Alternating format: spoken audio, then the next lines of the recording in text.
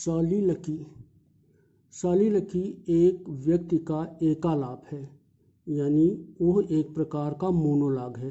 यानी सॉलिलकी में केवल एक व्यक्ति बोलता है और वह व्यक्ति जो कि बोलता है वास्तव में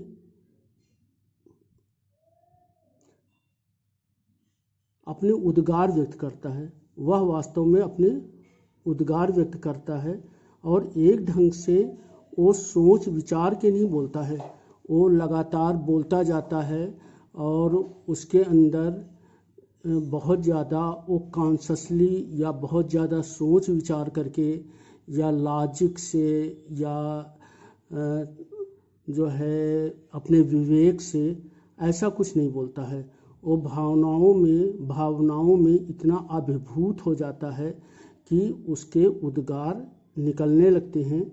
और यदि ऐसा सोचें कि वो ये लगातार ये सोचता भी नहीं है कि कौन उसको सुन रहा है कौन उसको नहीं सुन रहा है, वो लगातार बोलता जाता है।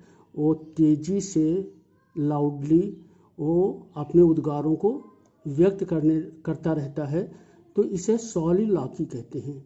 और सॉलिलॉकी एलिजाबेथन पीरियड में जो ड्रामेटिस्ट थे वे लोग इसका बहुत ही ज़्यादा उपयोग करते थे।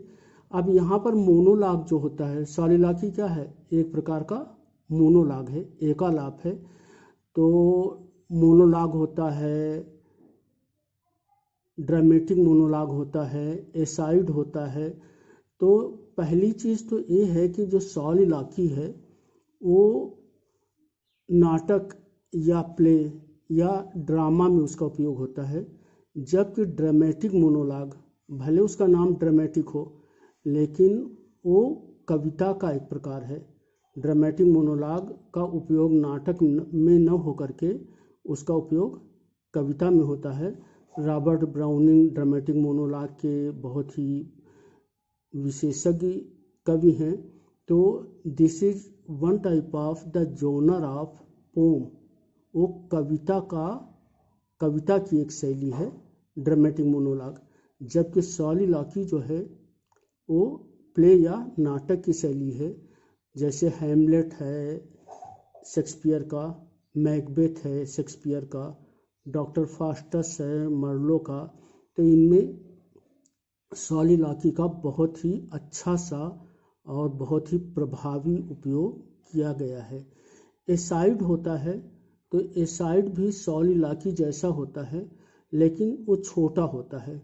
और सॉलिलॉकी में एक कन्वेंशन है कि वो अकेला व्यक्ति जोरों से बोल रहा है, अपने उद्गार व्यक्त कर रहा है, कोई सुनता है या नहीं सुनता है।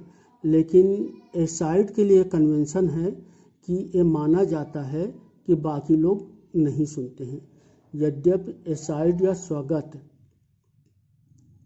जो ड्रामा का कैरेक्टर है, प्ले का कैरेक्टर है, नाटक का चरित्र है, वो बोलता है, लेकिन यह माना जाता है कि कोई दूसरा व्यक्ति उसे सुन नहीं रहा है। जबकि ड्रामेटिक मोनोलॉग एक कविता का माध्यम होता है और एसाइड में तो या एसाइड छोटा होता है, सॉलिलॉकी आकार में बड़ी होती है।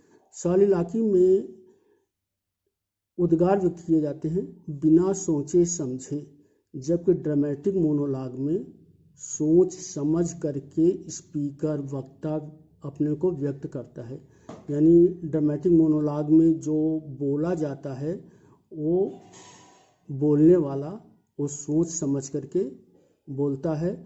और कई जो श्रोता होते हैं, तो यद्यपि श्रोता साइलेंट होते हैं, मूक होते हैं, तो सॉलिलॉकी में भी श्रोता मूक होते हैं, ड्रामेटिक मोनोलॉग में भी श्रोता मूक होते हैं, एसाइड में भी उसमें तो माना ही नहीं जाता है कि श्रोता उसे सुन रहे हैं। लेकिन अपवाद के रूप में कुछ ड्रामेटिक मोनोलॉग ऐसे हैं जिनमें कि श्रोता मूक नहीं होते हैं।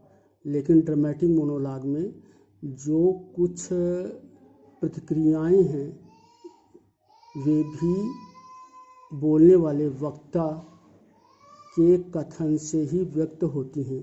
यानी जो कहानी है वो भी वक्ता के ही कथन से आगे बढ़ती है, और स्पीकर या वक्ता ने जो कुछ कहा और श्रोता ने क्या प्रतिक्रिया दी होगी, इसका संकेत भी वक्ता के कथन से ही प्राप्त होता है, क्योंकि सामान्यतया ड्रामेटिक मोनोलॉग में भी श्रोता नहीं बोलता है। तो ये ड्रामेटिक मोनोलॉग, असाइड और सॉलिलॉक्वी के मध्य की कुछ खास अंतर हैं, लेकिन सॉलिलॉक्वी के बारे में कुछ चीज़ों को, कुछ तथ्यों को हम लोग जो है और ज़्यादा डिटेल से, ज़्यादा विस्तार से समझेंगे। शेक्सपियर का जो हैमलेट है उसकी सॉलिलॉक्वी बहुत ही प्रसिद्ध हैं। हैमलेट की हमार्सिया है एक बहुत ही ज़्यादा सोचने वाले व्यक्ति की, जो कि बहुत ही पढ़ा लिखा है। हैमलेट क्या है, बहुत ही पढ़ा लिखा है, और वो अपने पिता का बदला लेना चाहता है। एक रिवेंज ट्रेजेडी है, लेकिन हैमलेट जितना पढ़ा लिखा है वो सोचता बहुत है, और इसलिए वो एक्शन करने में उतना तेज नहीं है, यानी कार्य करने में उतना तेज नहीं है। तो पूरी जो ट्रेजेडी है वो हैमलेट के इनएक्शन से या उसके निर्णय न लेने से घटित होती है। हैमलेट में जो हैमलेट है वो कुछ समझ नहीं पाता है, वो किंकर्तव्य विमूढ़ है, क्योंकि उसको अपने चाचा की हत्या करनी है अपने पिता के रिवेंज के लिए, बदले के लिए, और वह अचेतन में ऐसा नहीं चाहता है, यद्यपि उसे हत्या करनी है। तो इसलिए वह बहुत ही विषादग्रस्त होता है और वो बहुत ज़्यादा बड़बड़ाता है। तो जो सॉलिलॉक्वीज हैं हैमलेट में, वे बहुत ही प्रासंगिक हैं और कहानी को बढ़ाने के लिए बहुत ही महत्वपूर्ण हैं।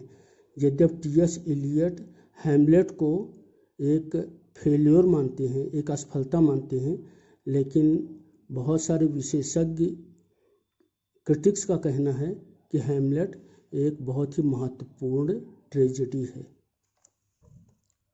सॉलिलॉक्वी नाउन है और इसका प्लूरल होता है सॉलिलॉक्वीज। इसमें a speech in a play in which a character who is alone, देखिए हम बहुत महत्वपूर्ण चीज़, alone, who is alone on the stage on which under the impression of being alone speaks his her thoughts aloud. Thoughts aloud यानी अपने thoughts को वो ज़ोरों ज़ोरों से बोलता है। Speaks his her thoughts allowed, और वो क्या है, अलोन होता है। तो सॉलिलॉक्वी की पहली चीज़ है कि ये कैरेक्टर अलोन है और अपने थॉट्स को जो है अलाउड बोलता है। The act of speaking thoughts allowed in this way, तो जो अपने थॉट्स को इस ढंग से तेज़ी से बोलना, अलाउड बोलना, वो सॉलिलॉक्वी है। और a dramatic speech uttered by one character speaking allowed while alone on the stage, तो सॉलिलॉक्वी में एक कैरेक्टर होता है स्टेज पर अपने जो थॉट्स को वो अलाउड चिल्ला चिल्ला के बोलता है। The soliloquist thus reveals his or her inner thoughts and feelings to the audience, either in supposed self-communion or in a consciously direct address। तो सॉलिलॉक्वी में जो स्पीकर है, सॉलिलॉक्विस्ट है, वो अपने इनर थॉट्स को रिवील करता है, उद्घाटित करता है, व्यक्त करता है, और वो जो है अपने विचारों को जो अन्य लोग हैं तो चाहे तो वो अनजाने में आदान प्रदान करता है या वो जो है एक ढंग से उनको संबोधित करते हुए अपने विचार व्यक्त करता है। Soliloquy is the act of talking to oneself whether silently or aloud. तो सालिलाकी क्या है, वो टॉकिंग टू वनसेल्फ है।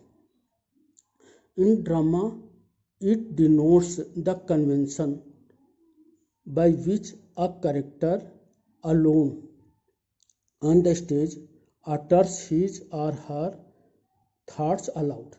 तो सालिलाकी में जो करेक्टर होता है वो अपने थॉट्स को अलोन अकेला जो है अलाउड चिल्ला चिल्ला करके व्यक्त करता है। तो सालिलाकी में एक चीज़ तो एक स्पष्ट सी है कि ये क्या है, एक ड्रामेटिक कन्वेंशन है, एक जो है प्ले का कन्वेंशन है और इसमें जो स्पीकर होता है वो अपने विचारों को वो व्यक्त करता है।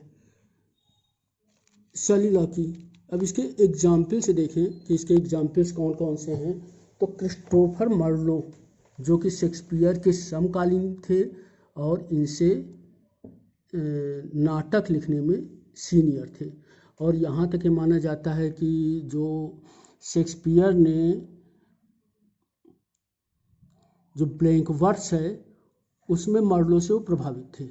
तो पहला एग्जाम्पल है जो क्रिस्टोफर मार्लो का डॉक्टर फास्टस है।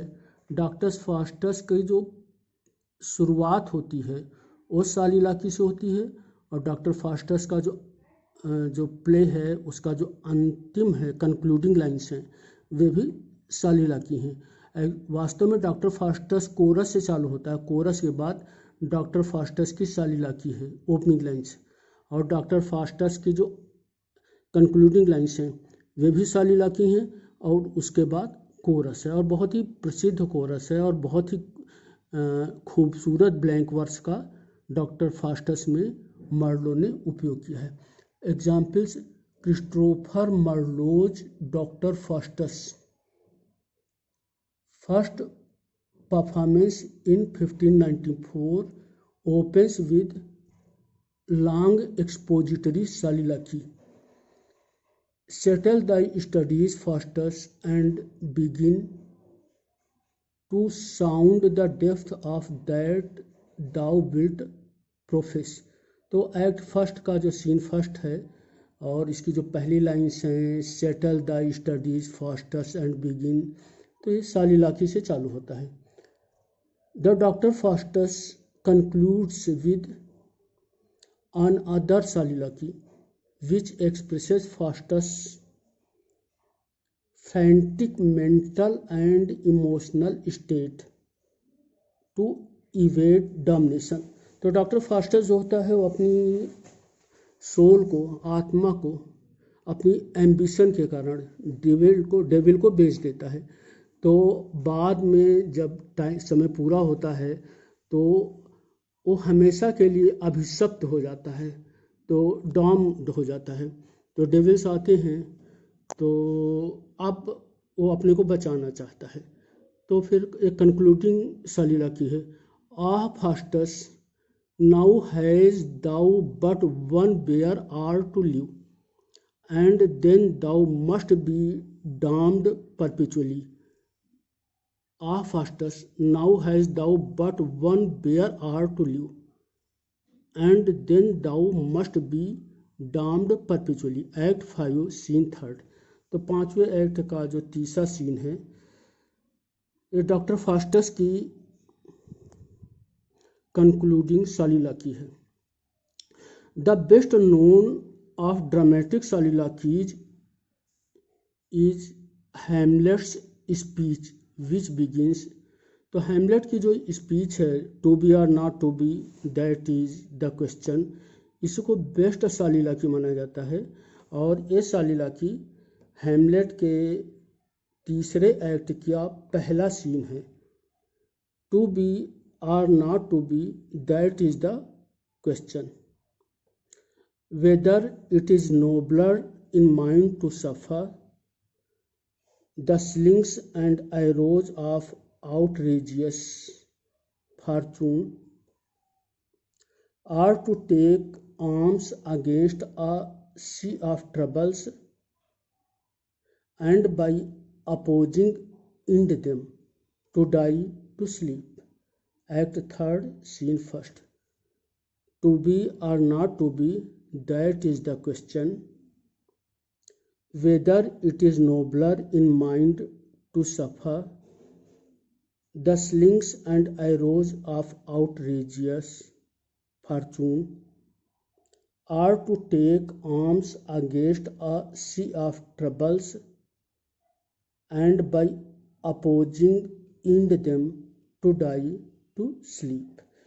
ये सबसे प्रसिद्ध सालिलाकी है अंग्रेजी साहित्य की. The Aeside and the Salilaki were common in Elizabethan and later drama. Elizabethan Caroline, in drama में, इन प्लेज में, इन नाटकों में जो सालिलाकी थी, इस शैली का, इस विधा का प्रयोग बहुत ही अधिक होता था. लेकिन बाद में जो आधुनिक साहित्यकार थे उन लोगों ने सालिलाकी को छोड़ दिया. Both devices were largely rejected by dramatists in the later 19th century. तो लेटर 19th century के ड्रामेटिस्ट ने इन चीज़ों को छोड़ दिया. लेकिन अमेरिकन प्रख्यात नाटककार यूजीन ओनील, जिन्होंने बहुत ही प्रयोगात्मक नाटक लिखे हैं, तो उन्होंने सालिलाकी को फिर से, सालिलाकी का उपयोग फिर से उन्होंने प्रारंभ किया यूजीन ओ नील ने. Eugene O'Neill however revived and extended the Salilaki and Aeside and made them basic devices throughout his play Strange Interludes. Play का नाम है स्ट्रेंज इंटरल्यूड. तो स्ट्रेंज इंटरल्यूड में यूजीन ओनील ने सालिलाकी और aside का फिर से प्रारंभ किया था. 1928 में स्ट्रेंज इंटरल्यूड लिखा गया था और स्ट्रेंज इंटरल्यूड में सालिलाकी और एसाइड का यूजीन ओनील ने पुनः जो है इसका उपयोग किया है.